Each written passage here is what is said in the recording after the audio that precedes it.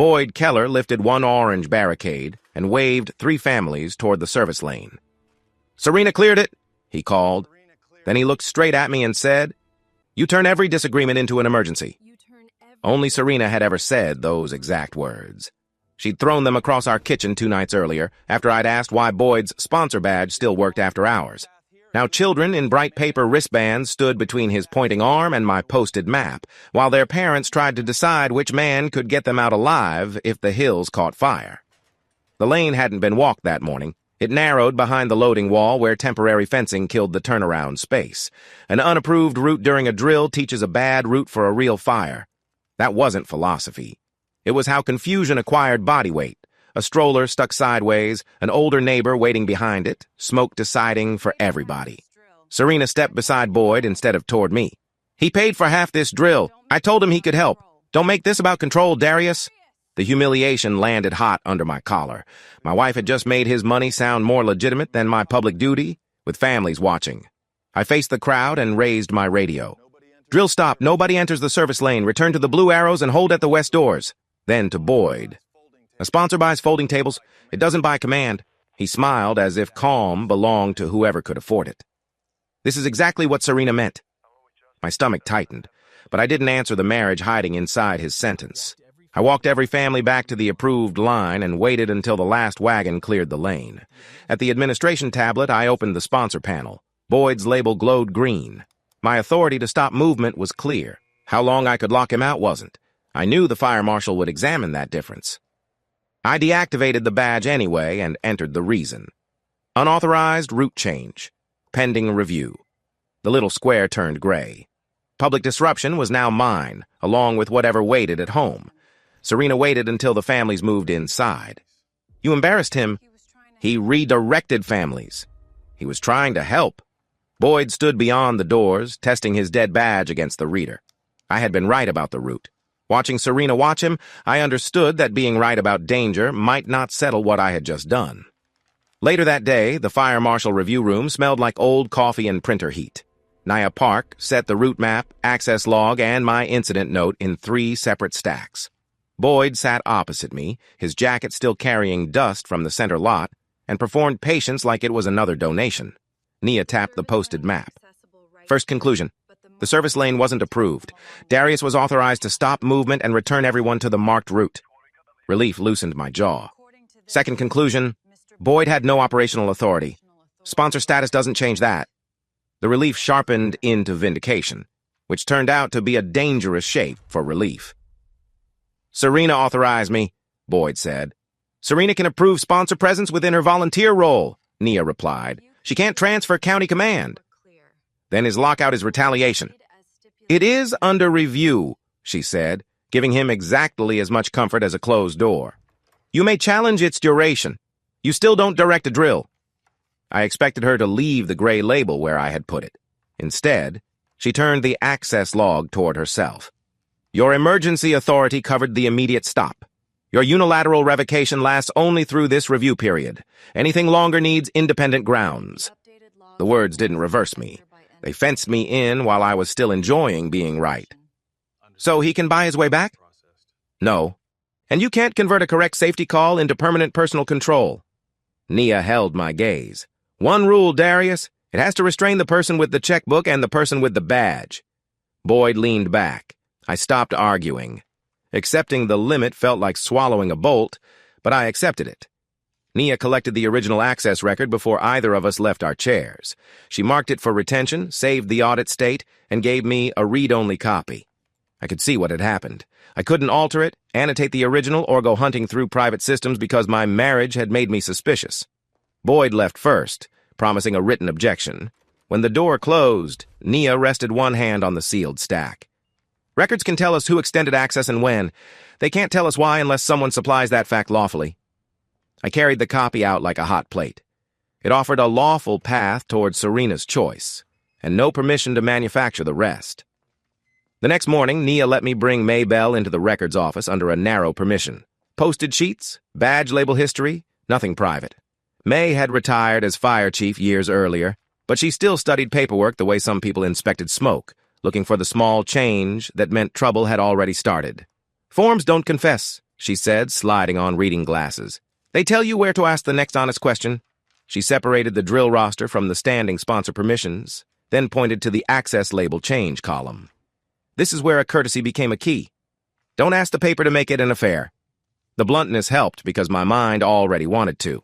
Most entries were dull enough to calm a pulse. Set up windows, supply deliveries, room assignments. Then Nia aligned 2 sheets by timestamp.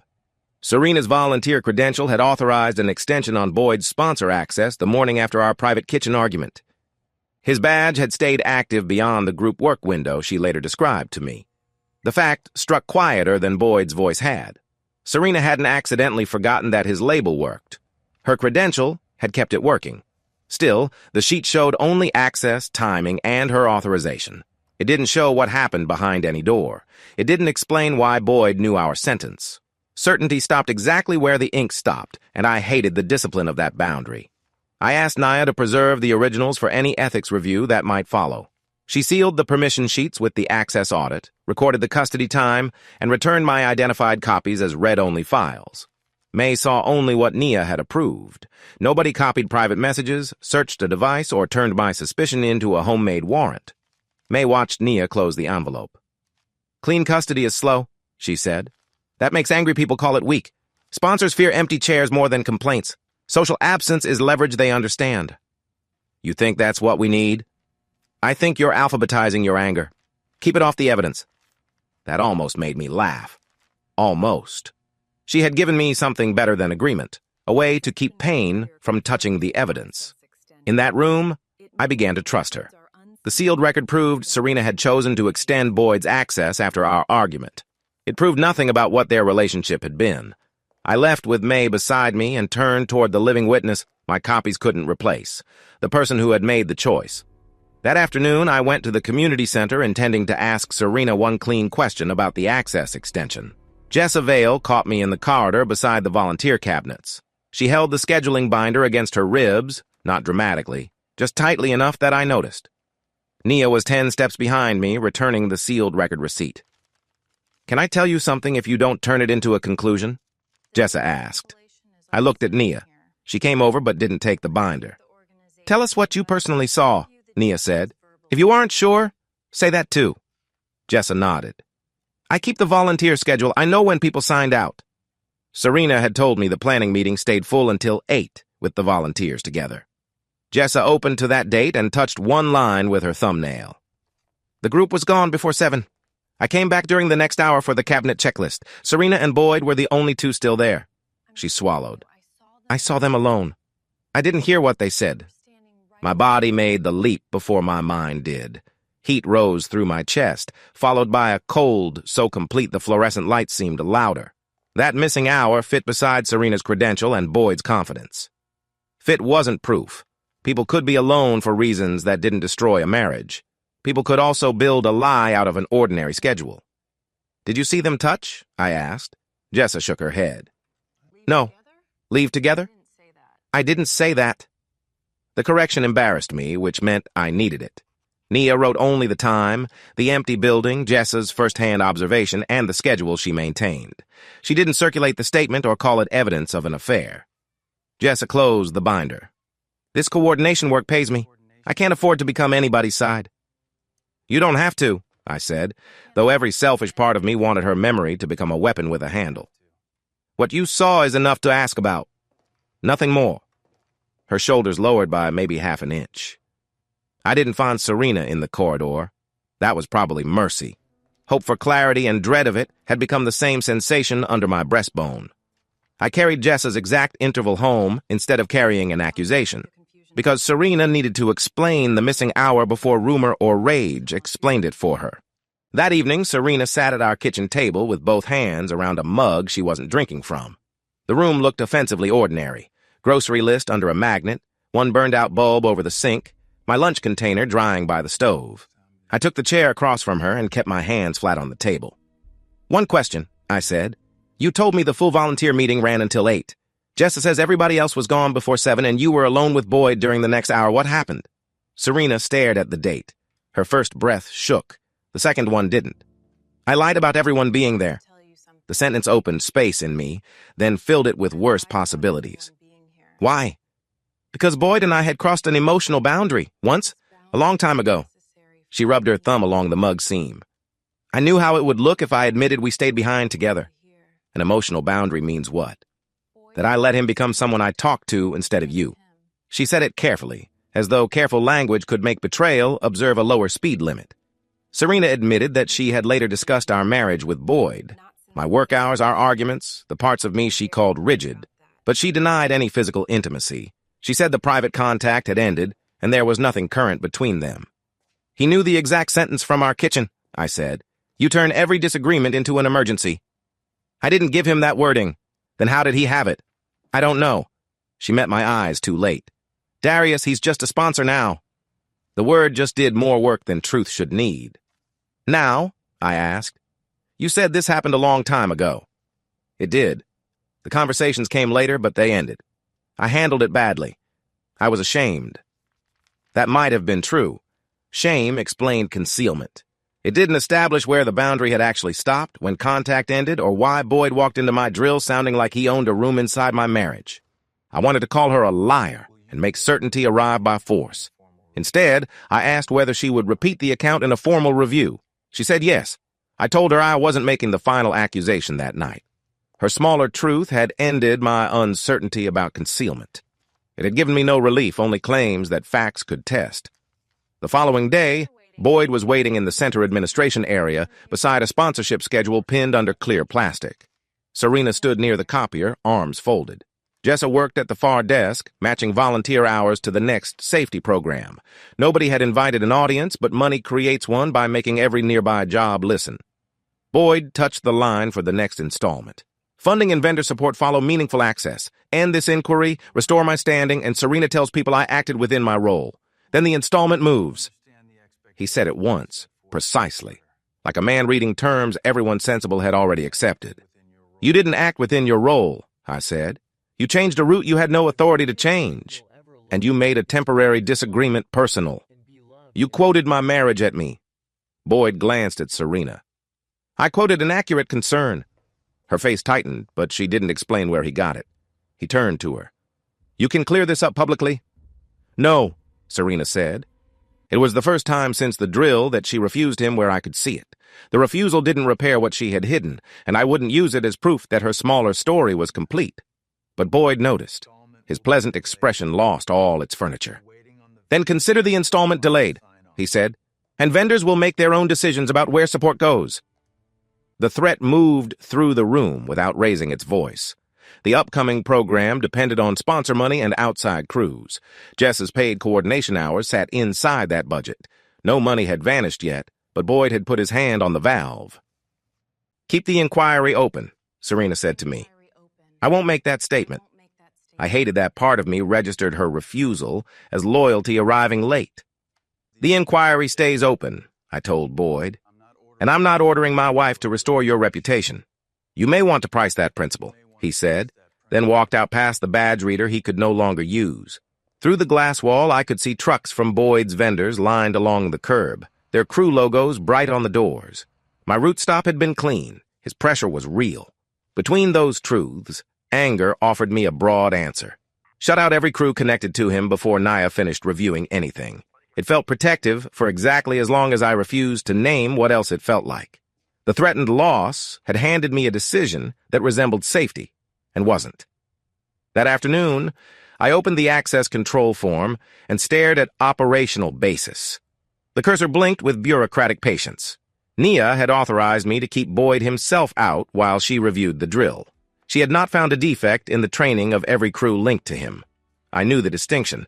I also knew Jess's paid hours, and the next center program depended on some of those crews. I selected all linked providers anyway. On the justification line, I wrote that Boyd's financial pressure created a risk of compromised command relationships. It was true as far as it went. It didn't explain why trained people who hadn't touched the route map were suddenly unfit to enter. I added, pending full safety review, which made the sentence sound responsible. My hand stayed on the mouse. Serena had called him just a sponsor. Boyd had put a price on access. If his trucks, uniforms, and money disappeared from the center, then his reach into my work and into my marriage would disappear with them. That was the outcome I wanted. Safety was the coat I buttoned over it. I clicked approve. The system sent notices before I could revise the scope. Nia called first. You excluded every crew? Provisionally. Based on what crew finding? I looked at the rationale I had written. Command integrity concerns. That isn't a training or route finding, she said. Preserve exactly what you entered. Don't amend it. Boyd's complaint arrived less than an hour later. He alleged retaliatory exclusion and listed the center work his vendors could no longer perform. Serena received a copy because her credential had extended his access. Jessa received notice that her assignment might be affected. The center's budget problem, which I had told myself I was containing, now had my signature attached to it. By late afternoon, Luis Ortega, the independent ethics officer, had opened a file. His voice on the intake call was calm enough to make everybody else's certainty sound cheap. He gave equal notice to me, Serena, and Boyd. He asked Nia to retain the sealed originals and provide them only through documented custody. Jessa could submit what she had personally witnessed without being pushed into conclusions. I'm separating the questions, Luis said. The drill stop, the sponsor restriction, the crew exclusion, and any losses to people who didn't cause this. One answer will not decide the others. That should have reassured me. Instead, I looked at the phrase pending full safety review and understood that I couldn't quietly narrow it tomorrow. Boyd's money couldn't choose which truth mattered. Neither could my anger. The difference was that mine was already wearing a county decision number. Several days later, Luis held a limited interview in a small county room. Serena sat across from me while Jessa held her schedule folder. Boyd would receive the signed account afterward through the equal notice channel. Luis began with the limit. Tell us what you saw, what time you saw it, and what record you maintained. Don't tell us what you think happened.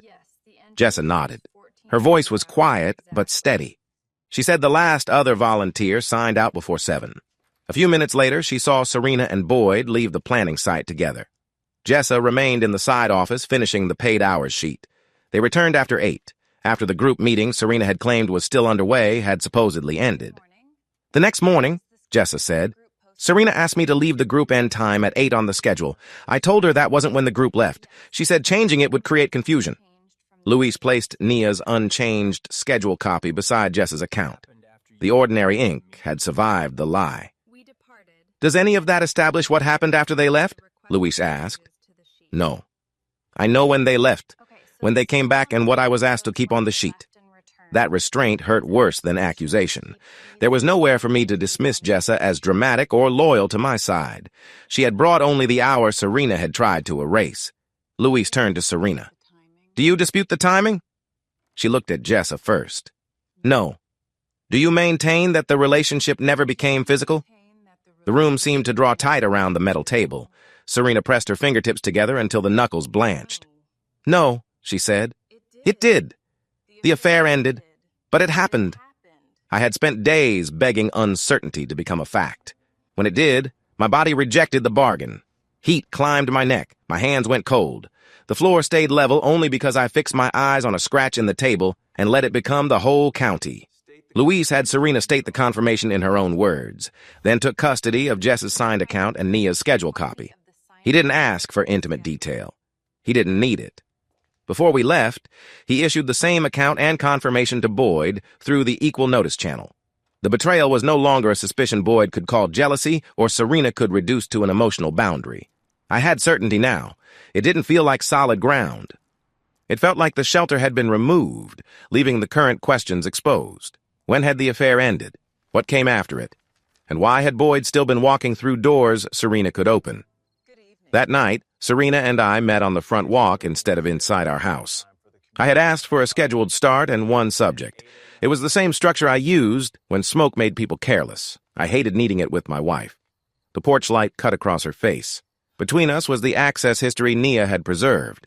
Serena's volunteer credential had kept Boyd's entry active after our private argument long after she now said the affair ended. You told me the private contact ended, I said. It did for a while. There it was again. A sentence with a hidden service door. How long is a while? Serena folded her arms against the night air. Months. Then we started talking again, not the affair. Conversations. Private conversations. Yes. And you extended his access. Yes. He said sponsor work was getting stalled and I could fix it. I did. She delivered each answer in a clipped, defensible piece. No answer was false by the time she gave it. That was different from being honest before evidence cornered her. What did you talk about? Volunteer problems.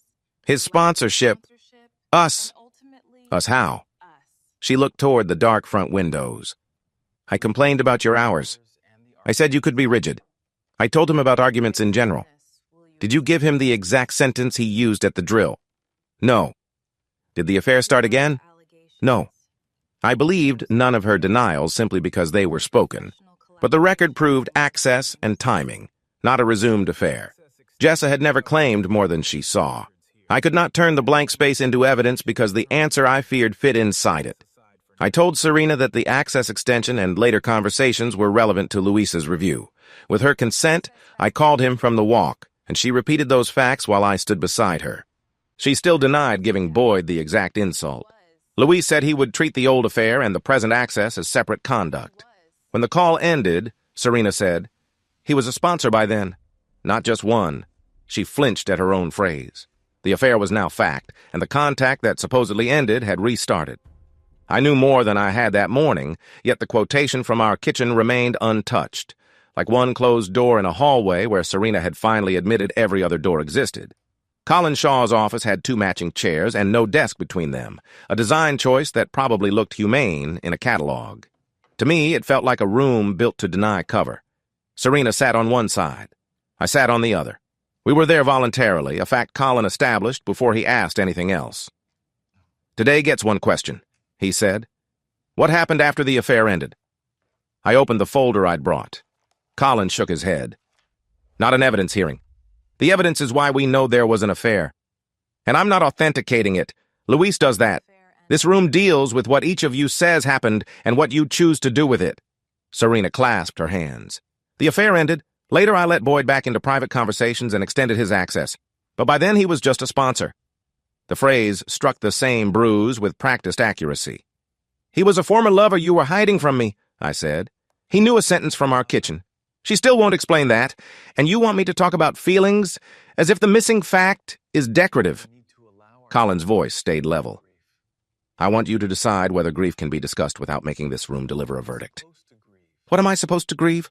Her first version? The corrected version? Whatever version shows up when another record does?" Serena said, "I'm not asking you to forgive me for coming here. No, you're asking me to accept a narrowed question while you still control the answer." Colin leaned forward. "Darius, the limit applies to both of you. Serena doesn't get to use attendance as proof of repair. You don't get to use proof as a way to control every subject at once." The accuracy of that landed like an insult. I stood and closed my folder. "If we continue," Colin said, "each meeting gets one unresolved question. Both of you agree to that before you come back." I left anyway. Outside, the afternoon glare made the parked cars look flat and unreal. I had wanted facts because I thought certainty would make me safer. Now I had the central fact, more proof of concealment, and enough anger to fill every silence before Serena could speak. I'd protected the unanswered question so fiercely that I had refused the first room where it wasn't allowed to run everything. By the time Boyd offered his own kind of settlement, our marriage had already failed to stay in a room with limits. 2 days later, the ethics file meeting room felt colder than Colin's office and easier to understand. A center worksheet lay in front of Luis, showing the delayed installment beside projected program costs and Jessa's paid coordination hours. Numbers had turned the threat into columns, though no money had been permanently lost yet. Boyd arrived with no folder. He didn't need one. His leverage was outside the room, waiting to be released or withheld. "Here's the straightforward path," he said. "I release the installment today. Darius withdraws the ethics record. Serena states publicly that the affair ended and the later contact was harmless sponsor communication. Then everybody stops feeding this spectacle." "You mean we agree with your version and you pay what you already committed?" I said. "I mean the center gets relief." Serena stared at the worksheet. "I won't call it harmless." Boyd's jaw shifted. The affair was over. What followed was sponsor business. "Then why does the money depend on what she calls it?" I asked. He turned toward me. "Because your accusations damaged my standing, and your exclusion damaged my ability to deliver. My root decision stopped you from sending families somewhere unapproved. Your root decision isn't the only thing in that file." That landed because it was true. I'd made sure of it when I widened the restriction. Luis raised one hand. Wait outside while I document the terms. After the door shut, his typing was the loudest sound in the room. I'm recording an offer to release delayed funds on 2 conditions, he said. Withdrawal of the ethics record and Serena's public characterization of later contact. I'm not recording the offer as proof of the affair or of how long any pressure may have existed. The review stays open, I said. Serena said, and my answer is still no. Luis saved the entry. The condition had become evidence through a process Boyd didn't control. I should have held 2 truths apart. Boyd was using money to purchase silence, and I had excluded trained crews without findings against them. Instead, I let the first truth bleach the stain out of the second. His bargain felt like proof that every inch of authority I had used against him was deserved. Serena walked beside me into the hall, but we didn't speak. She had rejected his wording and still hadn't explained how the exact insult had reached him. I had rejected his money and still couldn't admit what I'd wanted when I signed the broad restriction. We drove home separately. That evening, the house held all of it. The affair, the reopened contact, Boyd's offer, my official decision. Money was pressing on a home that could no longer hold us without turning injury into routine. That evening, I asked Serena to sit at the kitchen table where her untouched mug had cooled during the first partial confession. This time, there was no folder. I had learned I could turn paper into a weapon without ever raising my voice. We need separate homes, I said. She went still, then nodded once. Are you asking for a divorce? Not tonight. I'm asking for the daily damage to stop. The distinction sounded clinical until I had to explain it. She would stay somewhere else. She wouldn't come into the house without a time we had both agreed on, even if she still had belongings inside. We would use scheduled conversations for practical issues. An unlocked door would no longer mean access. Serena traced a small scratch in the tabletop. How long? I don't know. Is there anything I can do that guarantees I come back? No. That answer hurt both of us, but it was the first thing I'd said all week that didn't ask her to perform for an outcome I controlled. She packed one suitcase while I stood in the hall. The sounds were painfully domestic. Hangers sliding, a drawer closing, the bathroom cabinet clicking shut.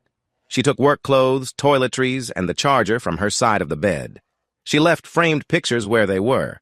None of it looked dramatic enough to be the end of shared daily life. At the door, Serena held up her key. Do you want this? I almost said yes because possession felt simpler than consent. Keep it. The rule is no unscheduled entry. Okay. And Rowan stays out of this. Serena's expression tightened at my sister's name. No explanations through her. No asking her to tell you how I'm doing. No asking her to tell me what you're saying either. If she asks, we tell her we're separated and she doesn't have to carry anything between us. She shouldn't have to. Serena set her suitcase outside, then turned back. I'm not asking you to promise we'll reconcile. I nodded, because speaking would have turned the moment into negotiation. Her taillights disappeared beyond the front window. The legal marriage remained. The shared household did not. I stood in the kitchen and felt an argument rise automatically, complete with evidence and rebuttal, but there was no audience left to force through it. Before the room had fully gone quiet, my phone lit with Rowan's name. Family pressure, it turned out, did not need a key. Days later, Rowan chose a picnic table behind the public library, far enough from the parking lot that nobody could overhear us without making an obvious career of it. Serena and I arrived separately. Rowan was already there, both hands around a paper cup she wasn't drinking from. She'd called each of us alone first. Same place, same time, no explanation beyond, I need you to listen before either of you starts fixing things. So we listened. The evacuation stuff got into my head, she said. The route change, people arguing about whether the drill was safe, then everybody started calling about you two. I felt my shoulders tighten. Who's calling? That question is exactly how this turns into your investigation. I shut my mouth. Rowan looked at Serena. Some people want me to explain why you left. Other people want me to convince Darius not to destroy his career. I don't know the whole story, and I don't want the whole story so I can pick a side. Serena's face had gone pale. We agreed not to put you between us. You did. Other people didn't. Rowan rubbed her thumb along the cup seam. My depression is worse. I'm not managing it well enough by myself, and I want specialist care. The fear hit me low in the ribs, followed immediately by the urge to take charge, find the best specialist, build the schedule, Demand updates. I knew that reflex by its posture before I gave it a voice. Tell us what help you want, I said. Transportation sometimes? Scheduling backup? Nothing gets shared unless I approve it? Her eyes moved between us.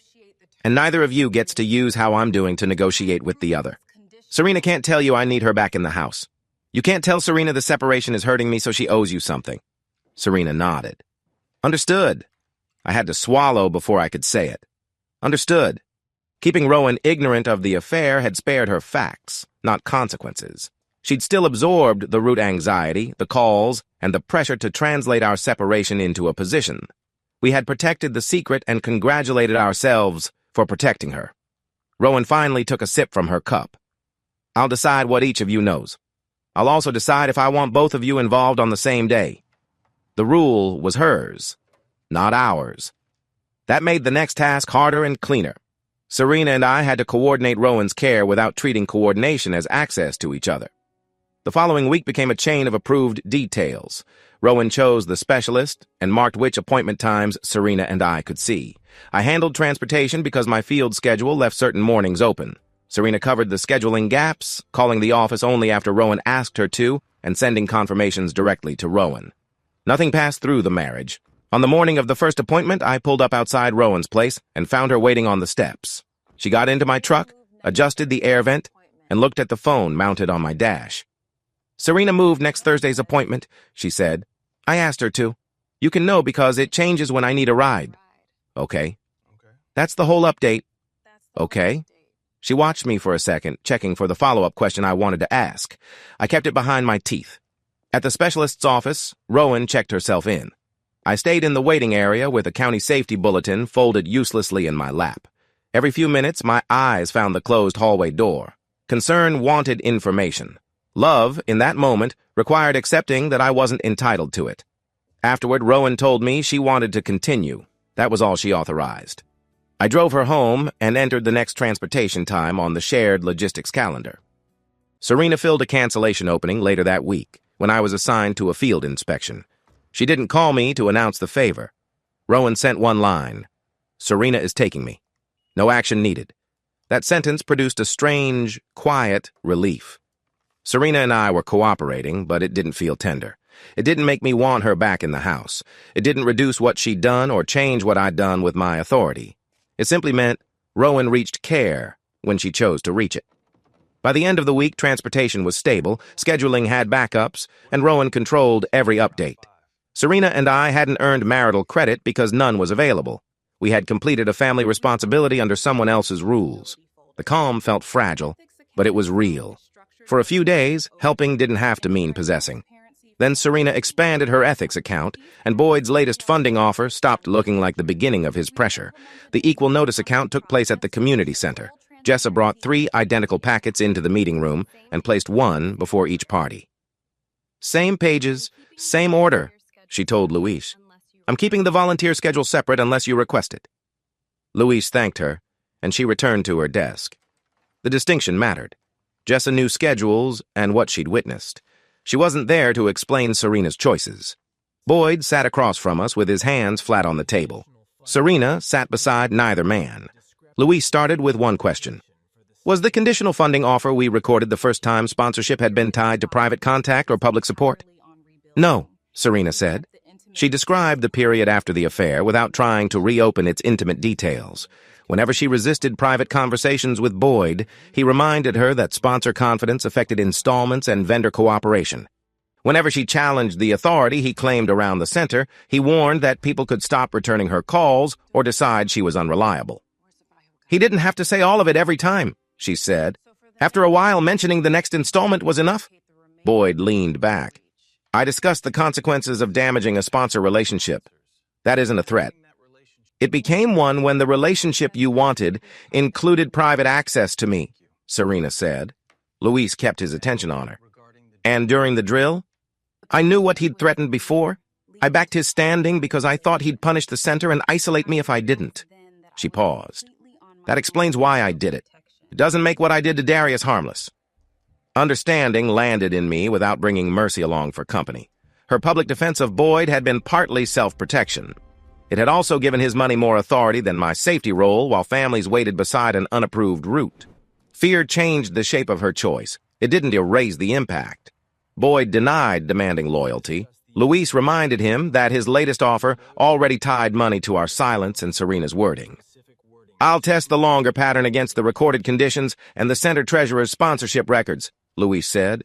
"No conclusion today beyond Serena's account." The affair was over, as far as the established record showed. The leverage wasn't. That context made Boyd easier to understand, and my blanket exclusion harder to defend. He had answered resistance with financial pressure. I had answered pain by using public authority. Different tools, same dangerous belief. If we controlled enough consequences, other people would fall into line. Boyd withdrew the pending installment the next morning. He delivered the decision in Harper Sloan's finance office, where every flat surface held labeled folders and nothing appeared capable of being intimidated. "My crews were excluded without cause," he said. "The installment is withdrawn until that restriction is corrected." Harper, the community center treasurer, wrote down the time. "I've received your decision. All spending connected to the disputed sponsorship is frozen while I identify current obligations and losses." Boyd looked at me. "This is what your overreach costs." "You chose to pull the money," Serena said, "and Darius chose the blanket restriction." Harper closed her pen. "You've both explained enough for an office that handles payroll." Boyd left. Harper opened the ledger after the door shut. She didn't discuss the affair, Serena's motives, or my marriage. Her authority lived in narrower columns. The delayed installment had supported Jessa's paid coordination hours and a scheduled community safety program. With the installment withdrawn and conflicted spending frozen, neither expense could be covered. Jessa stood beside the desk, reading the revised work schedule. "How many hours am I losing?" Harper pointed to the removed blocks. "These, for now. I'm documenting them as a direct loss, not a voluntary reduction." Jessa's mouth tightened. Her timing testimony had established the affair because she'd refused to lie about what she witnessed. Now her paycheck was shrinking inside a fight she hadn't chosen. "And the safety program?" I asked. "Canceled unless replacement support is secured," Harper said. "The center can't shift restricted money into it." Serena stared at the ledger. "This is what Boyd kept threatening." Harper looked up. "The ledger can show what he withdrew. It can also show what triggered the withdrawal. It doesn't make either action disappear." There it was in plain ink. Boyd had retaliated. My unsupported exclusion had given him the occasion, and I'd known his crew's supported center work when I signed it. I had kept describing the restriction as if it struck only him. Instead, it had reached Jessa's paid hours and pulled a safety program off the calendar. Harper retained the ledger and froze the conflicted spending so neither side could use the remaining money as a private switch. When I left her office, the numbers followed me as people. Jessa going home with fewer paid hours, families losing a program, and a treasurer forced to hold the damage still long enough to count it. Colin resumed counseling under his one-question rule. Serena and I sat apart, and he didn't ask whether we wanted the marriage to survive. He looked at me. "What did you do with your pain?" The honest answer formed immediately. I spent another minute trying to improve it. "I chose the broadest restriction available," I said. "There wasn't a finding against every crew. I told myself Boyd's pressure made the whole network unsafe." Colin waited. "I wanted him stripped of influence. And I wanted Serena to feel what it cost to keep choosing him." Serena's breath caught, but she didn't interrupt. "I used an official decision to punish Boyd," I continued. "Partly him, partly her. Jessa and the center got hit because I wanted the punishment wide enough to matter." Colin didn't balance my admission against Serena's affair. "What changes now that you can name it?" "I can't keep calling it only a safety mistake." That was the irreversible part of the session. Serena now knew my private motive. I knew it in words I couldn't honestly take back. Luis did not. The admission remained inside Colin's office while my career still depended, in part, on what I chose to tell the ethics process. At the center afterward, Boyd's voice came through Harper's desk phone long enough to confirm that his installment remained withdrawn. Once the call ended, Jessa pointed at the empty spaces on the program schedule. "We lose the whole program if those stay blank," she said. May Bell, the retired chief who had helped preserve the first permission records, arrived carrying commitments from alternate vendors. "They'll cover the immediate gaps," she said. "Equipment, transport, basic program support." A second page listed standby coverage for any other center cancellation through the end of the month. The canceled program didn't require it, but I read the extra assurances as ordinary caution against another funding gap. Harper reviewed the pages. The program and any other gap through month end? Standby only, May said. Nothing permanent. Then I can keep the program provisionally alive, Harper said. Jess's paid hours are still unresolved, May turned to me. Empty chairs are the only language sponsors understand. Her tone was dry and practical, the way it had been when she helped me identify which access records mattered. I heard strategy, not danger. After Harper's ledger and Colin's question, any solution that put the safety program back on its feet felt like oxygen. I left with relief from admitting what I'd done and from May's vendor list. Only the first had visible terms, and I still hadn't submitted it to anyone who could impose a consequence. Nia Park placed her review finding on the table between Boyd and me. Jessa sat at the far end because the exclusion and funding withdrawal had reached her work, though Nia made clear she wasn't asking Jessa to evaluate training. The original drill stop remains valid, Nia said. The posted route was the approved route. Boyd had no operational authority to redirect families. Boyd started to speak. Nia raised one finger. That conclusion has not changed. Then she turned to me. I reviewed the route records, crew qualifications, training status, and the scope of your restriction. There is no safety basis for excluding every crew linked to Boyd. My chest tightened beneath my collar. His funding conditions showed he was using the network as leverage. They're relevant to the ethics review, she said. They do not create a route or training defect in every crew. Boyd folded his arms. Then restore access. No, this finding does not give you operational command. You remain outside it while the neutral process addresses access and governance. It also doesn't authorize Darius to keep making sponsor access decisions. Nia slid the final page toward me. Effective immediately, I was removed from those decisions pending ethics review. I could continue other assigned work, but the switch I'd used against Boyd no longer belonged to me. From this point forward, Nia said, unofficial vendor or social pressure tied to either side could contaminate accountability. This limitation is not permission for anyone to organize consequences outside the review. Jessa glanced from the finding to Nia. Does this restore my hours? Not through this office, Nia said. Your loss is documented for the ethics and financial process. I'm deciding safety authority here. That consistency hurt more than a sweeping condemnation. Nia preserved the moment I had been right. Boyd couldn't send families down an unapproved route. She separated it from the moment I widened my authority, because being right once felt like permission. I didn't dispute her evidence. I'd already told Colin the motive the review hadn't yet authenticated. In the hallway, I called May and told her I'd lost sponsor access authority. So the official channel protects Boyd again, she said. It kept him out of command. And took you out of the decision. The crews didn't all have safety defects. May went quiet, then said, We're done waiting on official channels. I assumed she meant the temporary replacements. The call ended before I asked what else she meant. Naya's valid drill finding would remain intact. Her unsupported scope finding was going into Luis's ethics file, and the sealed timestamps would show exactly when I had expanded the restriction beyond the emergency I once had the right to stop. Luis Ortega opened Nia's evidence bag at a conference table that smelled faintly of stale coffee and copier heat. The seal number matched Nia's transfer form, and Luis made each of us watch him verify it before he touched the contents. Boyd sat across from me. Nia sat beside the originals. Nobody looked comfortable enough to pretend this was routine.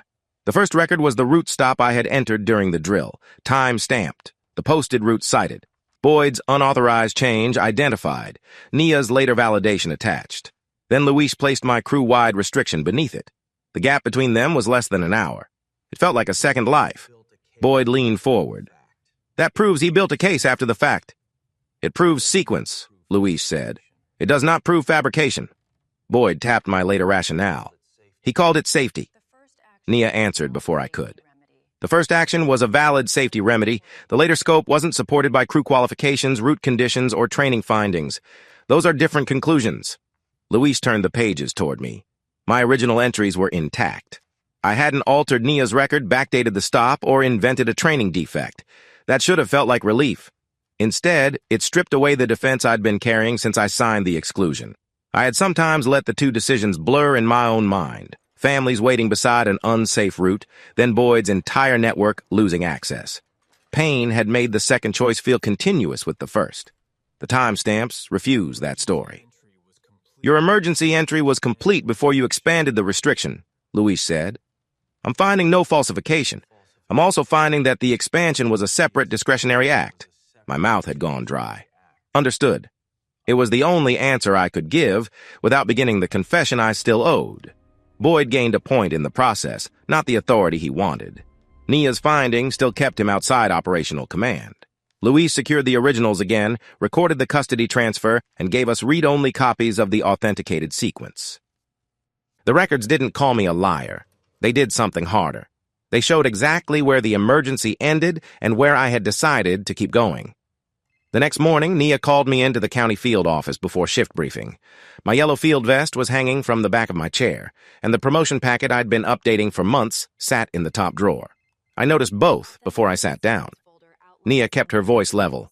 Luis has authenticated the sequence. While he reviews intent and consequence, I'm limiting you to non-sponsor field assignments. Your promotion consideration is suspended.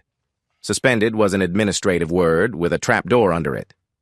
I'm still field lead? Only where the work doesn't require sponsor access, vendor selection, or discretionary control over community partnerships.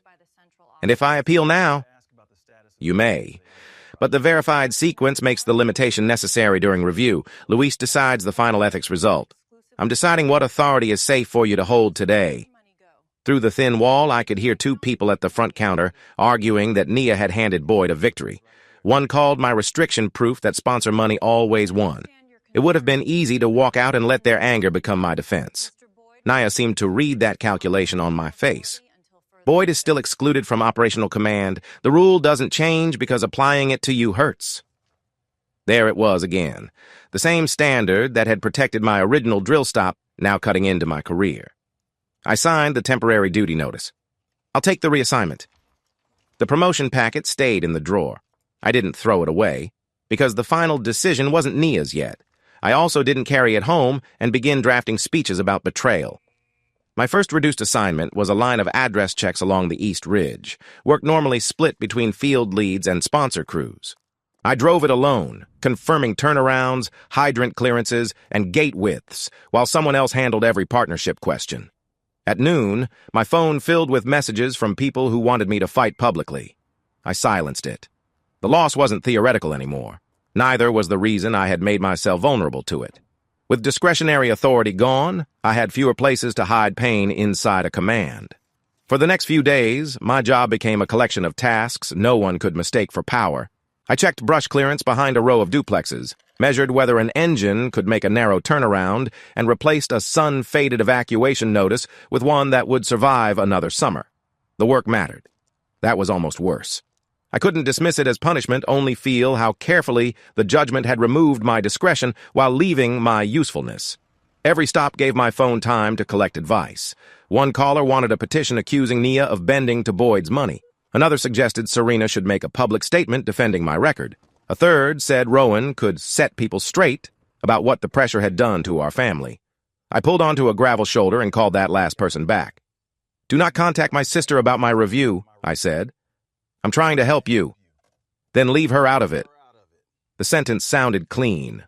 I wished the rest of my conduct had been. Serena had also sent a brief message offering to confirm Boyd's pressure if I chose to appeal.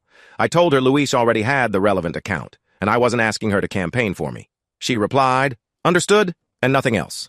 Months earlier, I would have measured the silence for hidden loyalties. On that roadside, I let it remain silence. I kept 2 notes on the clipboard beside my route sheets. The first listed what the records established.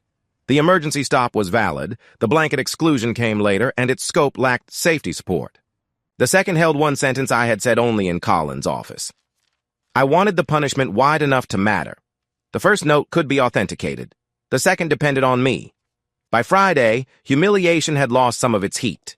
It settled lower, like equipment I had to carry correctly because dropping it would hurt somebody else. I didn't appeal. I didn't ask Serena to repair my image, and I didn't hand Rowan to angry strangers as a family exhibit. I finished the reduced route, returned the county keys, and took the 2 notes home. Restraint felt less like virtue than the absence of my old weapons. Either way, I practiced it. Then Rowan asked to speak with Serena and me. Outside pressure had found her anyway. Rowan met Serena and me in the quiet corner of the center lobby. She kept her coat on, a signal that this conversation belonged to her and would end when she chose. 3 vendors called me, she said. They all mentioned May. They wanted me to tell you to keep Boyd and anyone dealing with him out of center work. One said Serena shouldn't be allowed back as a volunteer. Serena went still beside me. Until then, neither of us had known May's replacement effort reached her at all. What did you tell them? I asked. That I don't carry messages for either of you, then I blocked them. Keep them blocked, Serena said. Any call about this? I nodded. Family or vendor, you don't owe anyone access. Rowan studied us as if checking for hidden conditions. Finding none, she stood. Good. I'm leaving now. She did, and we let her. Harper took us into the finance office, where the treasurer's frozen loss ledger lay open beside a stack of cancellation notices. The dates matched Rowan's calls. Vendors recruited to replace Boyd's withdrawn support had canceled other work or added conditions that had nothing to do with funding the safety program. Harper pointed to the repeated language. No volunteer access for Serena, no direct center business with Boyd. No partnership with anyone who refuses those terms. This isn't replacement support. It's a boycott, Serena said. The word landed hard because Boyd had used money and social standing to force alignment. May had built the same machine and painted my name on the side. Harper called her with me present. Did you ask for these conditions? May's voice came through the speaker. I organized them. Darius didn't ask me to. He also wasn't in a position to do what needed doing. You denied Serena access in my name, I said. I protected you from Boyd, buying his way back through every open door. Harper said the cancellations were going to Luis and asked May to end every condition immediately. May didn't agree. She told me we needed to meet before I mistook restraint for surrender. Serena had lost volunteer access without any institutional decision ordering it. Center partners were being isolated for ordinary dealings with Boyd. Rowan had been treated as a route around my limits. May had once helped me preserve the records that kept truth from being rewritten. Now she expected me to accept coercion as the price of keeping her support. That price could no longer be deferred. We met beside the center loading entrance after closing. Harper handed me a written demand listing every known vendor condition and cancellation. Serena's lost volunteer access appeared halfway down the first page. Harper had already asked May to stop. This copy required my answer about whether May represented me. She doesn't, I said. Harper looked toward May approaching from the parking lot. Then say it so nobody can misunderstand. She returned inside, leaving the confrontation private. May wore her old fire service jacket, the one that made people stand straighter before they remembered she was retired. She saw the paper in my hand and gave a tired shake of her head. Harper counts canceled invoices, she said. I'm counting what happens if Boyd keeps buying loyalty. End every condition. Tell the vendors Serena isn't barred by me. Stop isolating anyone who does ordinary business with Boyd. And hand him the center. He still has no operational command. His funding pressure is in review. May laughed once, without humor. Review gave him time to pull the money and gave you a smaller job. Empty chairs are the only language men like Boyd understand. Those chairs belong to Jessa and the center. Not him, not me. You think clean hands will protect you now? This isn't clean. It's stopping more harm. She moved closer, voice low and practical. That was how May delivered ultimatums. Like maintenance instructions everyone sensible had already accepted. If you back this boycott, she said, I keep the vendors together. I keep people from freezing you out while Luis and Nia carve up your career. If you reject it, don't call me for support when Boyd comes back with another offer. My grip tightened on Harper's pages. May had helped me preserve evidence when I could barely tell suspicion from fact. She had answered late calls, translated procedure, and made isolation feel survivable. That history was exactly why the next words cost me. Then we're done. May held my eyes. I'll continue without you. You can't use my name, my position, or my marriage as authorization. Harper gets that in writing tonight. I signed beneath the statement that May didn't represent me. She walked away without another word, and I didn't ask her to turn back. Ending the alliance didn't restore Serena's access or refill Jess's hours. It didn't erase the exclusion that helped trigger this mess. It did end the punishment being conducted in my name. I had rejected coercion when it benefited me. The cost was the trusted alliance I knew I'd never get back. With May gone, nobody was left to confuse protection with absolution. My conduct was still waiting. Colin asked one question, exactly as promised. If remorse earns nothing, does it still govern what you do next? Serena sat with both hands open on her knees. We still lived apart. She had no restored home access, no promise of affection, and no assurance that counseling would keep us married. Yes, she said. No private contact with Boyd, financial limits, complete truth. If I do all of that and Darius still wants a divorce, then that's the result. The boundaries can't be payment for him staying. Colin looked at me. Part of me wanted to present ending May's campaign as proof that I had corrected myself. I had given up the ally who knew how to make my anger sound like policy.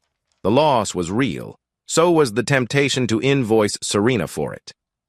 Rejecting May doesn't settle my misuse, I said. I stopped somebody else from using pressure. I still have to answer for the pressure I put into an official decision. Colin nodded.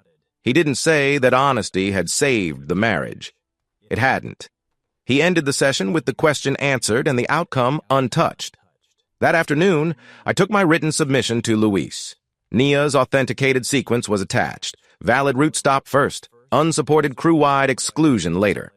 Harper's ledger remained in her custody, but I authorized Luis to compare it against my decision notes and count Jessa's lost hours and the center's canceled program as separate consequences. Read the central admission aloud, Luis said. My voice sounded flatter than I felt. The blanket exclusion exceeded verified safety grounds. You understand that entering this voluntarily doesn't let you withdraw that admission if promotion eligibility is affected? I understand. Luis signed the receipt and logged the submission. Boyd would receive equal notice. Nia's safety finding would remain distinct. Jessa could be asked only for facts within her knowledge, and Harper would retain financial custody. Serena's conduct with Boyd mattered where it explained access and leverage, not as a public trial of our marriage. I had not yet submitted the sentence from my private note. I wanted the punishment wide enough to matter. I identified motive as a final statement still to come. Luis didn't fill in the blank for me. Once he accepted the packet, my unsupported scope and the third-party losses belonged to the process. The promotion risk was no longer hypothetical, and my partial truth couldn't be taken back. Correct conduct had earned neither of us a reward. It had only opened the next question. How much truth could enter public accountability without turning it into spectacle? The community accountability planning session took place in a windowless room at the center, with folding tables arranged in a square and a pitcher of water nobody touched. Luis had my partial submission. Harper had the loss ledger. Serena, Boyd, and Jessa each had the same two-page scope proposal. For once, nobody had a private version of the rules. Luis tapped the first page. We're here to decide what this process can answer. Safety authority, present financial or social leverage, retaliation, existing sponsorship commitments, measurable restitution. And the affair? Boyd asked. Only where established facts explain access or leverage, Luis said. No intimate detail. Serena read that line twice. Her mouth tightened, but she nodded. It was enough to establish her conduct without asking Jessa to describe what she couldn't know. Boyd leaned back. And Holt's marriage gets to shape a review he volunteered for? No, Harper said. That's the point. The marriage is outside the remedy. The money isn't. She laid one palm on her ledger. Every cut hour, canceled program cost, delayed installment, and vendor loss stayed in her custody. Luis would receive authenticated copies only as the scope required. Boyd couldn't release money in exchange for closure, and I couldn't turn the process into a second chance to command sponsor access.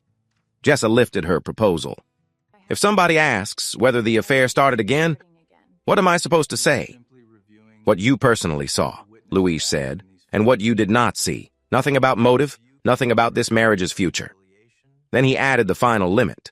The review could not recommend reconciliation, separation, forgiveness, counseling, or any home arrangement. Those choices remained ours, including the choice to make none of them yet. I signed. Serena signed. Boyd signed after asking Luis to note his objection. Jessa signed because the limits protected her from being drafted into anyone's side. Harper retained the financial file. I'd wanted a forum strong enough to tell the whole community who had hurt me. What we built was narrower and harder, a place that could judge what I did with authority without deciding whether my wife deserved another key to my house. The limits didn't reduce the truth. They made Jessa's next words dangerous because they would be exact. The limited review convened 2 days later in the same room, but the tables faced one direction now. Jessa sat at the end beside Luis, the unchanged schedule copy clipped beneath his custody sheet. Harper had brought the payroll entries showing the hours removed from Jessa's assignment. Serena and Boyd sat on opposite sides. I sat behind neither of them. Luis reminded her, "Tell us what you witnessed. If the answer stops, let it stop." Jessa gave the same dates and times that had broken Serena's first account. She said Serena and Boyd left the planning site together, returned after the recorded meeting had ended, and later asked her to preserve the false group end time. She didn't describe the affair. She confirmed the timing, and Serena's prior admission supplied what the timing alone could not. Then Jessa described a later day when she saw Serena hand Boyd the temporary access materials Serena had authorized. No speculation about why. No claim that ordinary sponsor business explained it. Just the handoff and the time. Boyd's jaw tightened. "You never saw a resumed affair." "No," Jessa said. "I saw no evidence that physical intimacy resumed. I also can't tell you it didn't. That isn't something I witnessed." The refusal to go further hit the room almost as hard as her confirmation. Boyd lost the defense that nothing relevant had happened. He also gained protection from the rumor that every private conversation meant the affair was active again. Serena got no shelter from the affair or the concealed handoff, but she wasn't turned into a public guess. I had expected vindication to feel larger. Instead, it felt like someone had drawn a clean border around my pain and told me the land beyond it didn't belong to me.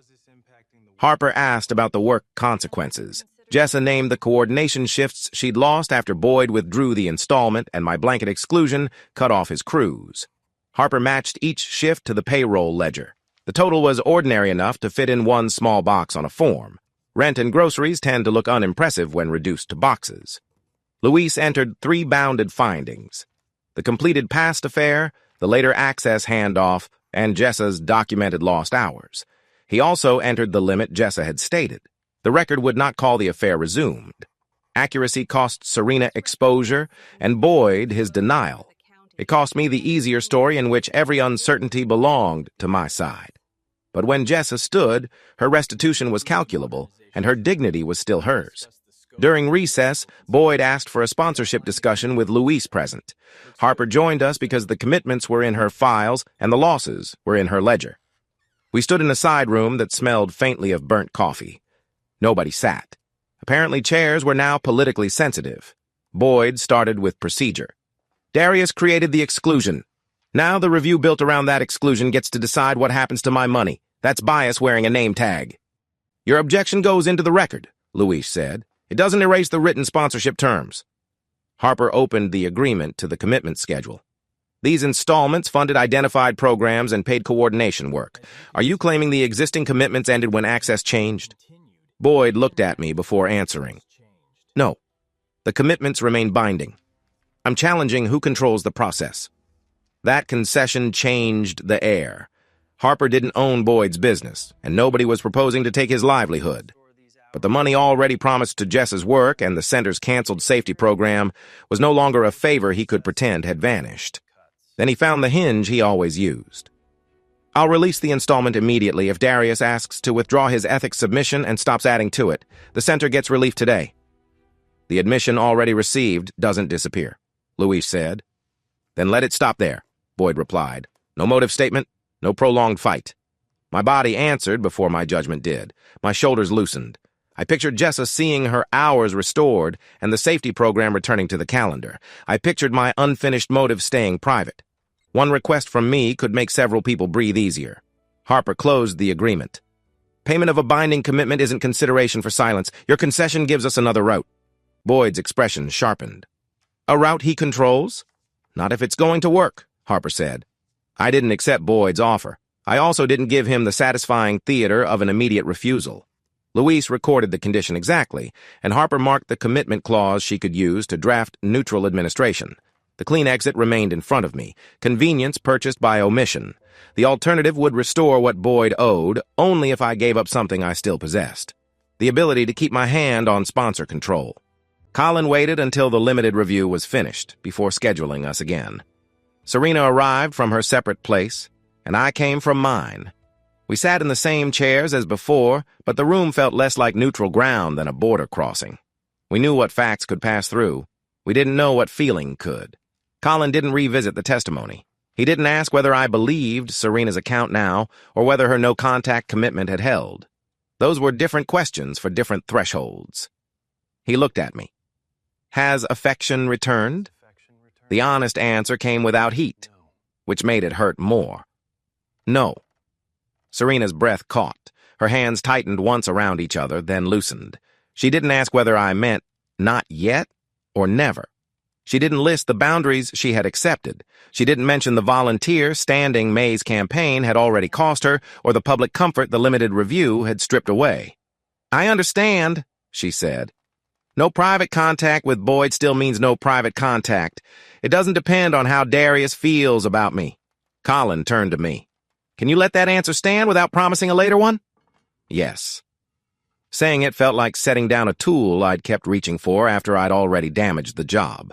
For months, I had treated certainty as if it should produce a matching emotion. Learn the affair happened, feel rage. Learn the later contact continued, demand more. Learn Boyd used money as leverage, widen the exclusion. Each fact had become permission for my next move. But factual belief wasn't affection, and Serena's remorse didn't issue me a deadline for either forgiveness or desire. Colin ended there. One question, one answer, one result we couldn't soften on the walk out. In the parking lot, Serena stopped several feet from me. I'll keep doing what I said. I nodded. I didn't touch her. I watched her leave and felt the absence plainly, with no anger available to disguise it. Without affection to bargain with, the next choice belonged entirely to me. Harper's neutral plan would restore real losses, only if I surrendered the control I'd once mistaken for protection. Harper put the draft on her office table the next morning. It was only 6 pages, which in community finance counted as an act of mercy. Serena sat near the door because the vendor boycott still touched her access, but Harper made clear that she had no sponsored decision to make. Harper walked me through the mechanics. Boyd's existing commitments would move into neutral escrow as they came due. Jess's documented hours and the canceled safety program would be restored first.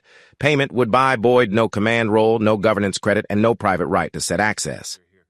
And my part? I asked. Harper turned to the signature page.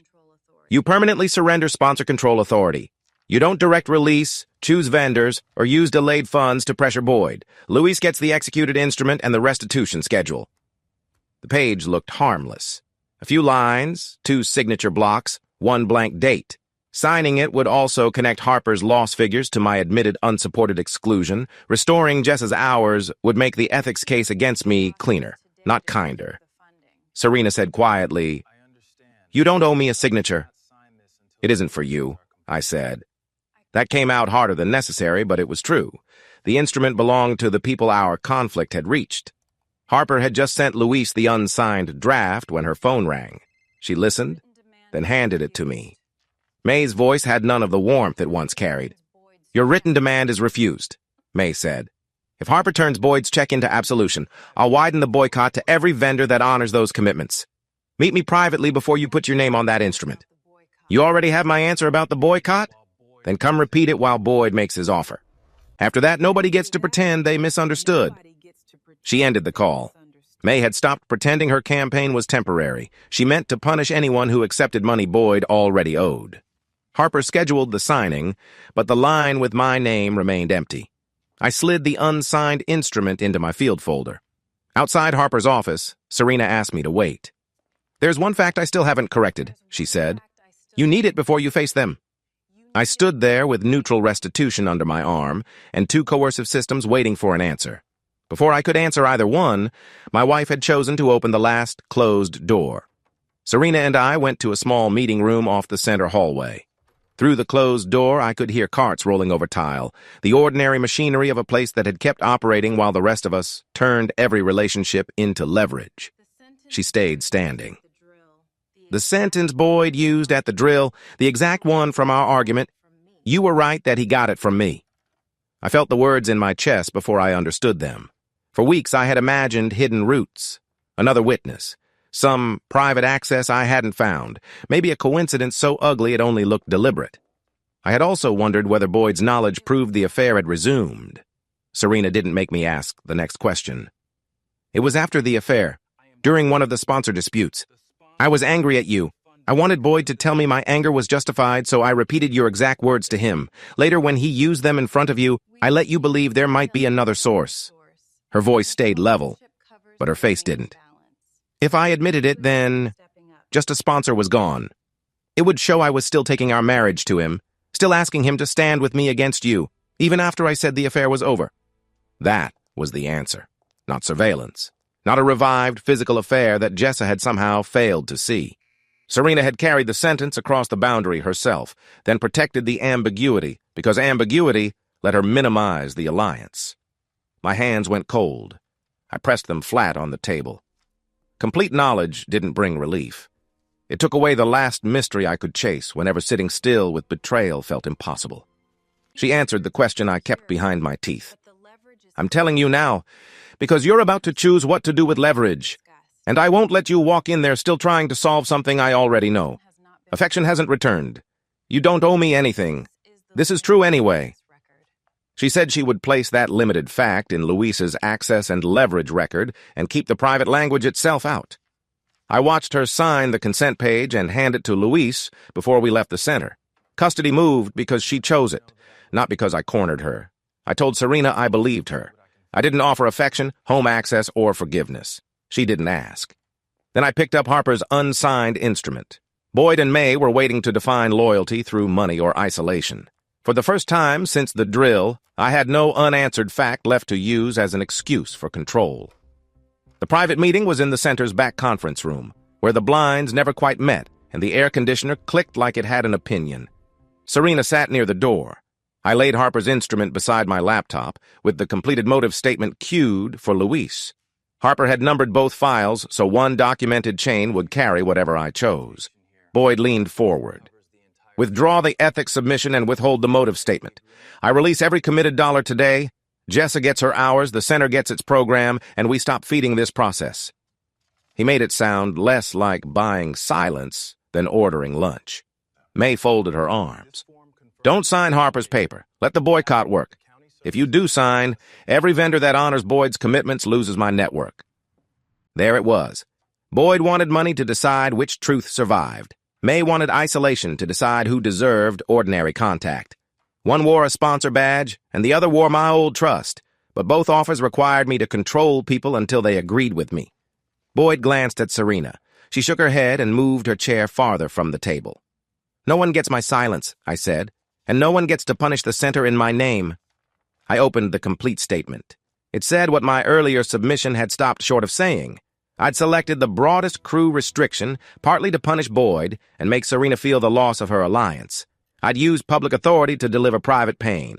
The betrayal explained my anger. It didn't authorize my decision. I sent it to Luis. His case number appeared beside the timestamp. Then I signed Harper's instrument, permanently surrendering sponsor control authority. I transmitted the executed page on the same chain before Boyd could revise his offer, or May could rename her threat. Harper's receipt arrived first. Control accepted, escrow active. Luis's confirmation followed. The first release on Harper's schedule covered Jessa's stripped hours. Restoring them would also make the case against me cleaner. I felt the promotion path closing as plainly as a door clicking shut. Boyd pushed back from the table. May stared at me like I'd chosen him. I hadn't. I'd chosen a result neither of them could purchase, and I'd finally included myself among the people required to pay. Luis issued the final decision 4 days later in the accountability room. Nia sat beside him with the authenticated record. Boyd and Serena faced them from opposite ends of the table. May took a chair along the wall, no longer beside me. Luis didn't dress the result in language meant to comfort anybody. The original evacuation stop was justified, he said. The posted route was controlling, and Boyd had no operational authority to change it. That fact still mattered. I felt it settle inside me, not as vindication, but as something that had survived my later misconduct. Luis continued. Boyd permanently lost safety command access and any community governance role connected to his sponsorship. He would keep his employment, his ordinary commercial rights, and the ability to meet existing commitments. Paying money would no longer purchase him a place at the command table. Then Luis came to me. My blanket crew exclusion was an intentional misuse of discretion. The record showed no falsification, but my complete admission established the punitive motive the timestamps alone couldn't prove. I would keep county employment and non-sponsor field work. I would never again be eligible for the promotion path I'd spent years building toward. My lungs tightened as if the room had lost air. I'd known what the statement could cost. Knowing wasn't the same as hearing permanent spoken aloud. Serena was barred from every sponsored decision involving Boyd. Her marital choices remained outside the process. Louise stated that part twice because too many people still wanted the institution to either order us back together or certify us broken. May's boycott received no governance standing and could no longer operate through implied support from me or conditional center business. She wasn't publicly ruined or driven out of ordinary life. She simply lost the influence she had tried to manufacture through isolation. Nia upheld the result. The same rule has to reach everyone, she said. Otherwise, it isn't a rule. Some people wanted Boyd destroyed. Others wanted my original safety decision to erase what I did afterward. Luis and Nia gave neither side that simplicity. Boyd kept his livelihood and lost purchased authority. I kept the truth of the route stop and lost my promotion. Serena kept the right to decide her marriage and lost access to Boyd-related sponsor power. The authority questions were closed. The people we had cost money, work, and trust were still waiting for repair. Harper's first escrow release didn't look like justice. It looked like payroll lines turning green on a spreadsheet. Boyd met the commitments he had already made, but every dollar moved through Harper's neutral administration. His name stayed on the obligation because it was his. It disappeared from command decisions because those were no longer for sale. Jessa's paid coordination hours returned first. When I saw her at the center, she had a schedule tucked under one arm and the focused expression of someone determined to do her job without joining anybody's faction. "I've got my hours back," she told me. "That's all I needed fixed." She didn't thank me. She shouldn't have. Harper funded the canceled safety program next, then recorded the extra administrative work the conflict had created. She restored what her ledger could measure without pretending money repaired everything. I received no credit for releasing funds I never should have helped in danger. The marriage moved more slowly. For 3 months, Serena maintained no private contact with Boyd. She kept separate finances and stayed recused from sponsor matters. Her conduct appeared in ordinary institutional records and the disclosures she made at our scheduled meetings. I didn't become her monitor. The boundaries produced facts without putting me back in charge of her every move. We remained in separate homes.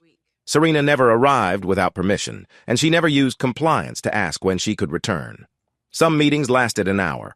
Others ended after 10 minutes because one of us had reached a limit. At the end of the 3rd month, I told her, "I'm staying married for now." Hope crossed her face, followed quickly by restraint. "Home access stays scheduled," I said. "We keep separate finances. This isn't forgiveness, and it isn't a promise that affection comes back." "I understand." I believed that she did, which was different from wanting her near me.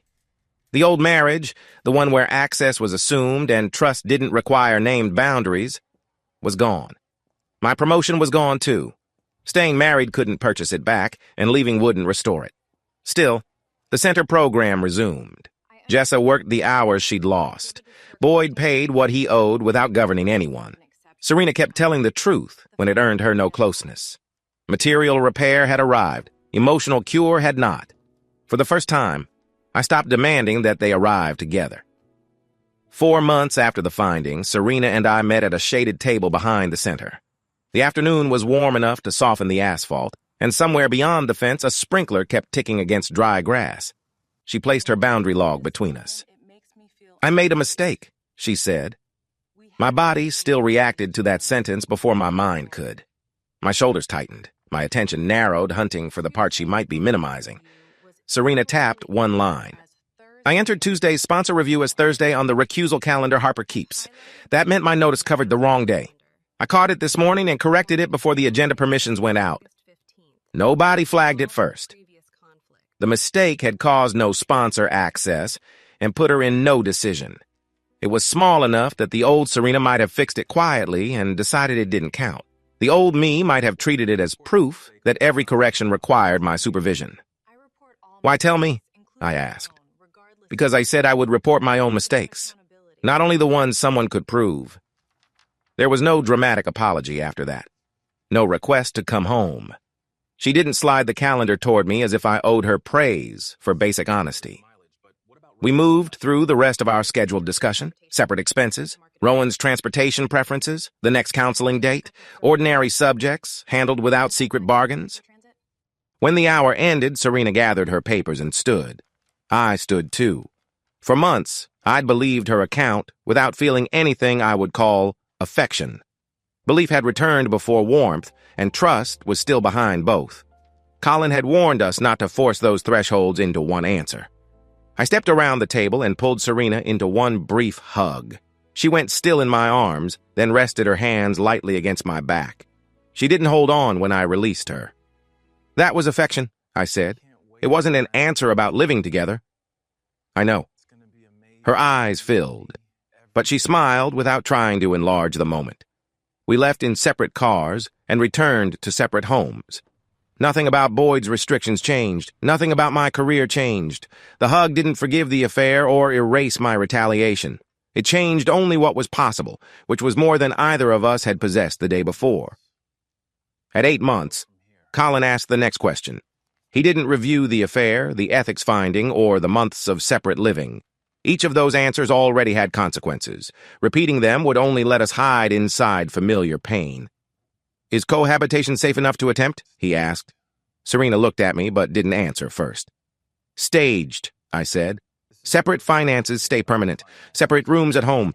Either of us can pause the arrangement without turning it into a threat." Serena nodded. "Yes, to that version."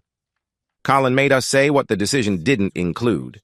It didn't guarantee forgiveness. It didn't imply physical intimacy. It didn't restore Serena's role in sponsor matters or return sponsor authority to me.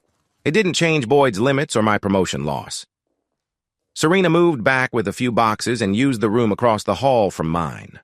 The first week felt less like a reunion than sharing space with someone whose footsteps I remembered too well. We kept separate accounts, separate drawers, and separate doors. Gradually, the house became ordinary again.